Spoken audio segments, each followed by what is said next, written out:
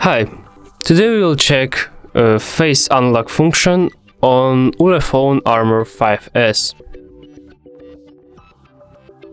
Let's go to settings,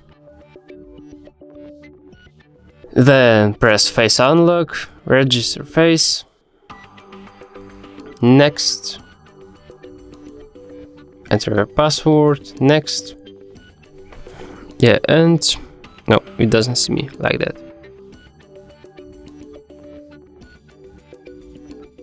I hope it works, so let's just check it right now.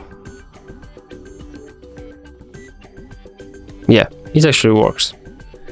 So let's just delete our face. Thanks for watching, press like, subscribe to our channel, and see you next time.